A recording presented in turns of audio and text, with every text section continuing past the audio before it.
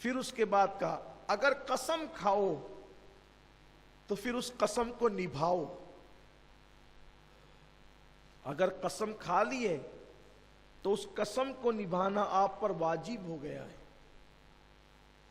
جسے مثال کے طور پہ اللہ نہ کرے آپ کی زبان سے نکل گیا کہ اللہ کی قسم میں یہ کام نہیں کروں گا، تو اس کے بعد پھر وہ قسم آپ کو نبھانی پڑے گی، آپ وہ کام نہیں کر سکتے.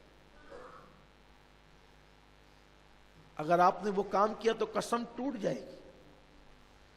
اب قسم توڑو گے تو گنہگار بھی ہوں گے، پھر قسم کے توڑنے کا کفارہ ہے.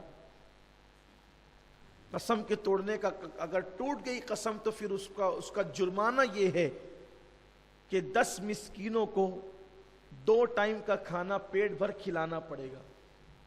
جو 10 غریب ہیں ان کو 2 وقت کا کھانا پیٹ بھر کھلانا ہے.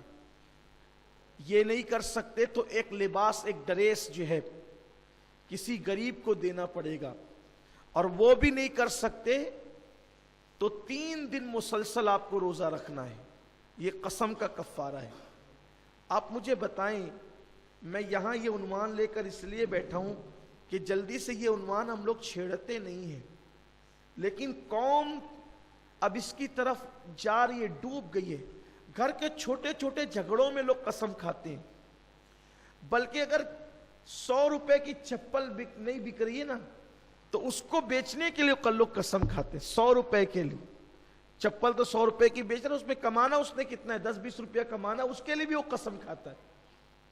یعنی سوچیں آپ، آج جو پوری دنیا کے اندر یہ ہنگامہ ہو رہا ہے نا کہ مسلمان ذلیل ہو رہا ہے، مسلمان رسوا ہو رہا ہے، مسلمان تنگ دست ہو رہا ہے، مسلمان تباہ ہو رہا ہے، مسلمان برباد ہو رہا ہے، وہ مسلمانوں کے کرتوت تو دیکھو ذرا کہ وہ 10-20 روپے کے لیے، بلکہ وہ تو چپل کی بات ہے، سبزی فروش بھی سبزی بیچتے وقت قسم کھاتا ہے.